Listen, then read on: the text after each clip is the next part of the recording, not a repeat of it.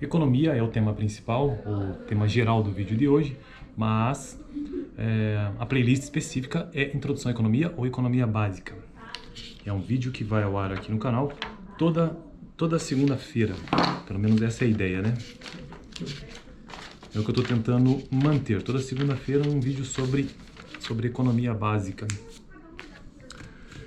Bom, o tema específico de hoje é economistas em Washington.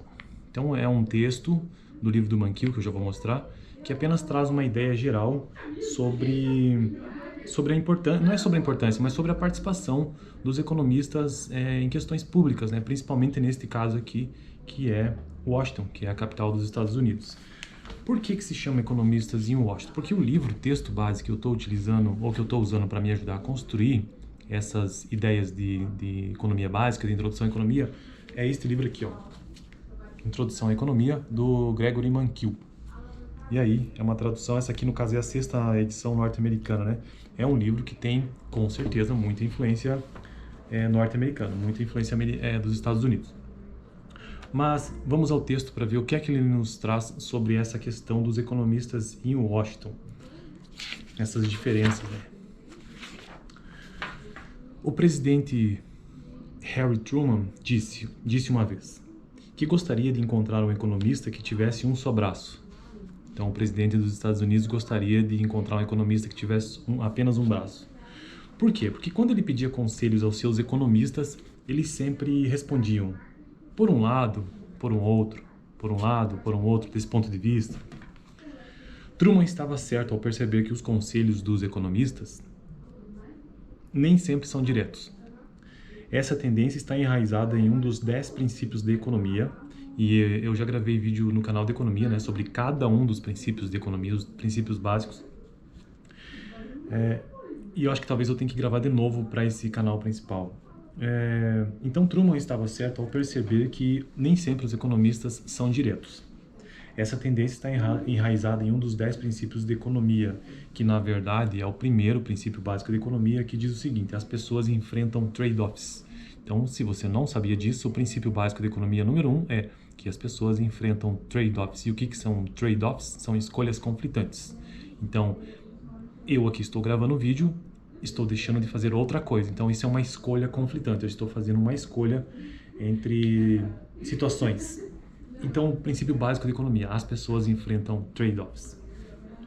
Os economistas estão cientes, o economista, né, ele está ciente desse princípio, que as pessoas enfrentam trade-offs. Então, os economistas estão cientes de que trade-offs estão incluídos na maioria das decisões políticas. Lembrando que o texto agora é uma questão mais política, né? Uma política pode aumentar a eficiência do custo da igualdade. Uma política pode aumentar a eficiência ao custo da igualdade. Pode ajudar gerações futuras em detrimento das gerações atuais. Um economista que diz que todas as decisões políticas são fáceis não é um economista confiável. Então, se você, por aí, se cruzar algum economista que diga que a coisa está fácil, que é simples de resolver, pode ter certeza que é suspeito, porque sempre realmente existe uma consequência. Existe sempre um conflito, né? Escolhas conflitantes. Truman não foi o único presidente a confiar no Conselho dos Economistas.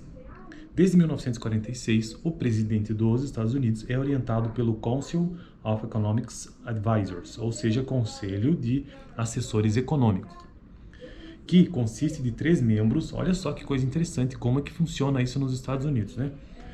Que consiste de 3 membros e uma equipe composta de algumas dezenas de economistas. Então, são 3 membros e uma equipe composta de algumas dezenas de economistas. Como será que é isso no Brasil, né? Bom, na verdade a gente sabe, tem o ministro da Economia e tudo mais, que infelizmente, né, atualmente, no governo atual que é de esquerda, o ministro da Economia sequer é economista. Piada, né? O conselho, cujo escritório fica a apenas alguns metros da Casa Branca, não tem outra obrigação a não ser assessorar o presidente a escrever manualmente o Economic Reporter of the President, relatório econômico do presidente. Cara, o presidente dos Estados Unidos emite um relatório específico. Que louco. Que discute desenvolvimentos recentes na economia e apresenta análise do Conselho sobre as questões políticas correntes. O presidente também recebe insumos de economistas de muitos departamentos administrativos. O economista do Office of Management and Budget, Departamento de Gestão de Orçamento, ajudam a formular planos de gastos e políticas regulatórias. Os economistas do Departamento do Tesouro ajudam a formular política tributária. Então, economistas do Departamento do Tesouro ajudam a formular políticas tributárias. Enquanto que aqueles economistas do Departamento de Orçamento ajudam a formular planos de gastos e políticas regulatórias. Os economistas do Departamento do Trabalho analisam dados sobre os trabalhadores e sobre as pessoas que estão procurando emprego com o objetivo de ajudar na formulação de políticas para o mercado de trabalho. Então, realmente, o presidente dos Estados Unidos é bem assessorado por economistas. Os economistas do Departamento de Justiça, tá tendo uma discussão aqui do lado, aqui o pessoal tá discutindo trabalho, eu tô na biblioteca, eu gravo meus vídeos na biblioteca da PUC, né? Então, se tiver saindo aqui no vídeo esse converseiro todo é porque o pessoal tá discutindo o trabalho, né? Os economistas do Departamento de Justiça ajudam a aplicar as leis antitrust do país. Também há economistas no governo que não pertencem ao poder executivo. Para obter avaliações, independente das políticas propostas, o Congresso é assessorado pelo Congressional Budget, Departamento de Orçamento do Congresso. Daí já é o poder legislativo dos Estados Unidos, né? O Congresso é assessorado pelo Congressional Budget Office, que é o Departamento de Orçamento do Congresso, composto de economistas. É composto por economistas. O Federal Reserve, instituição que estabelece a política monetária do país, emprega centenas de economistas para analisar o desenvolvimento da economia nos Estados Unidos e em todo o mundo. A influência de economistas sobre a política vai além de seu papel como assessores. As pesquisas e os textos produzidos por eles afetam indiretamente a política. E aqui ele faz uma citação interessante. O economista famosíssimo, John Maynard Keynes, fez a seguinte observação. Cadê a observação dele?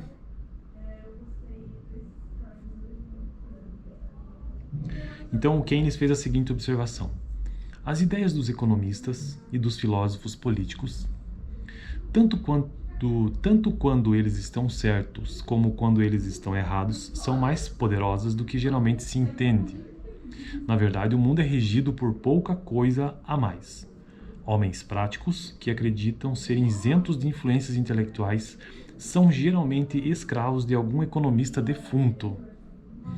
Os loucos em posições de comando que ouvem vozes no ar destilam seu frenesi a partir de algum escriba acadêmico de poucos anos atrás. Então essa é a fala do Keynes, a citação dele.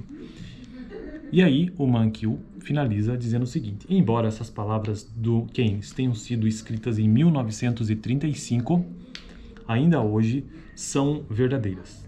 Na realidade, o escriba acadêmico, entre aspas, que hoje influencia a política pública é quase sempre o próprio Keynes. Então aqui ele está sendo irônico, E o Keynes faz essa crítica sobre o escrito acadêmico e o economista defunto, e na verdade, hoje, a política pública ou a macroeconomia, de modo geral, é regida pelos pressupostos teóricos do próprio Keynes.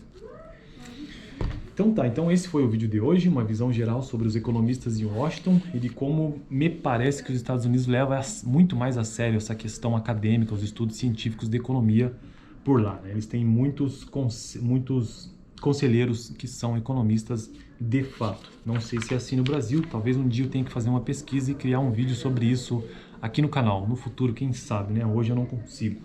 Beleza? Então, no próximo vídeo de economia e, na verdade, da playlist de introdução à economia, semana que vem, eu trarei o seguinte vídeo, porque nem sempre os conselhos dos economistas são seguidos. Esse será o próximo vídeo.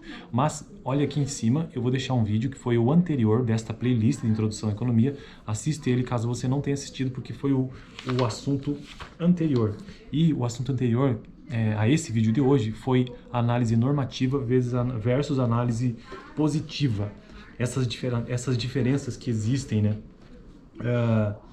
dos papéis que os economistas desempenham. Ou eles estão sendo normativos, ou eles estão fazendo análise positiva. São coisas que elas são opostas, mas que ao mesmo tempo se complementam, Beleza? De forma geral, O economista, quando ele faz declarações positivas, ele está tentando descrever o mundo, né? É a visão científica. E o economista, quando ele faz aquelas declarações normativas, ele está tentando prescrever como o mundo deveria ser. E geralmente é isso que, tá bom? Isso de modo bem raso, assim, geralmente é o que divide muitas das ideias dos economistas, que hoje a gente chama de economistas de direita, economistas de esquerda, às vezes tendem a isso. Os caras que são mais à direita, os economistas mais à direita, eles tendem a ter declarações mais racionais, que tentam descrever o mundo como ele é de fato, enquanto que os outros mais à esquerda tentam fazer políticas econômicas. É que na verdade isso já é a prática, né? Mas de modo geral as suas declarações são mais normativas, tentam prescrever, né? Receitas para melhorar a economia de um país. Então, esse foi o vídeo anterior, dá uma olhada lá. Aqui eu só fiz uma geral assim, que na verdade não se aplica essa ideia muito de esquerda e direita, mas eu estou tentando dar um exemplo, né? Que existe diferenças entre uma análise positiva e entre uma análise normativa na visão de um economista. Fico por aqui.